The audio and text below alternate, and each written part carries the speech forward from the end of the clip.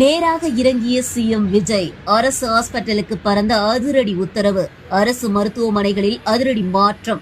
வார்டுகள் முதல் டாய்லெட் வரை 100% கிளீனாக இருக்கணும். லஞ்சம் வாங்கினால் அதிரடி நடவடிக்கை. புதிய முதல்வர் விஜயின் பார்வையில் வெளியான அதிரடி உத்தரவுகள் இதோ.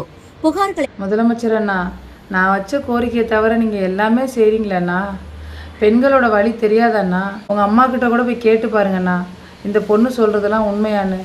நீங்கள் எப்படியாவது பார்த்துருவீங்கன்னு வீடியோவை நான் பின் பண்ணி வச்சுருக்கேன். நான் நீல கலர் டிஷர்ட்டு போட்டு ஒரு வீடியோ உங்களுக்காக தானே நான் பின் பண்ணி வச்சுருக்கேன். அண்ணா, ஜிஹெச்சில் ஒரு பொண்ணுன்னா இப்போ நான் திரும்பி ஓப்பனாக பச்சையாக சொல்கிறேண்ணா.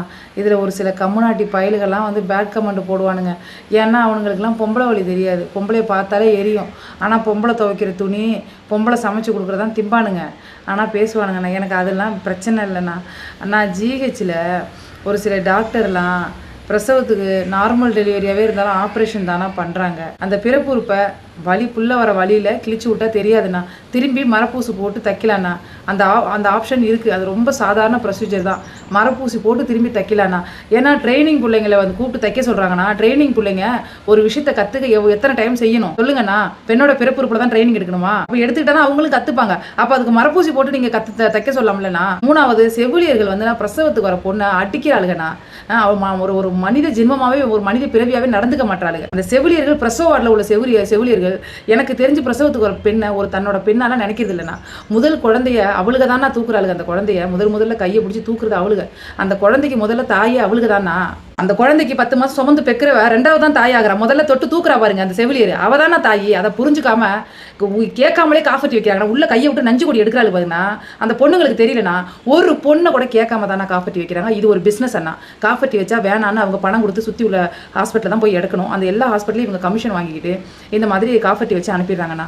இங்கேயுமே வந்தாலும் திரும்பி காஃபட்டி எடுத்தால் காசு தானே 500 ரூபா. இதை ஒரு பிஸ்னஸாக பண்ணுறாங்கன்னா அந்த பெண்களை கேட்காம. ஏன்னா குழந்தை பிறந்ததுக்கு 2 வருஷம் தள்ளி இருக்க தானே உடனே போய் ஏறிடுவாங்களாண்ணா. நான் கேட்குறேன், ஏன் ஆம்பளைங்களுக்கு அவங்க புருஷங்களுக்குலாம் அறிவு இருக்காது, பிள்ளையை பெற்று போட்டுருக்காளேன்னு வழி தெரியாது அவங்களுக்கு, போய் ஏறிடுவாங்களாண்ணா? காஃபட்டி அவங்க கேட்காமலே போடுறாங்கண்ணா. செவிலியர்கள் பிரசவத்துக்கு வர பெண்களை புருஷங்கிட்ட காட்டும் போது இனிக்குதா, எங்கள்கிட்ட காட்ட வலிக்குதான்னு கொச்சையே பேசுறாங்கண்ணா. அவங்களுக்கு வலி வந்தால் கத்த கூட ஒரு உரிமை கொடுக்க மாட்டாங்கண்ணா. அப்புறம் பிரசவம் பார்க்குற டாக்டர்ஸ்லாம் வெளில கிளினிக் வச்சிருக்காங்க பிரைவேட்டா அவங்களுக்குன்னு.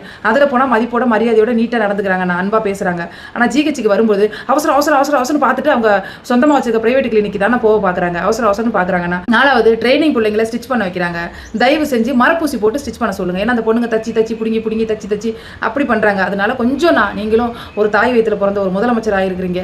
தயவு செஞ்சு இந்த கோரிக்கையை விட்டுட்டு நீங்க என்னென்னவோ பண்ணிட்டு இருக்கீங்க. நான் கவர்மெண்ட் ஹாஸ்பிட்டல் நீங்க எனக்கு எதுவுமே பண்ண வேண்டாம். இதை பண்ணுங்க. நான் தயவு செஞ்சு நீங்க நல்லா இருப்பீங்க. நான் ஒரு பொண்ணும் இங்க கதறிக்கிட்டு இருக்கானா ஜிஹெச்ல.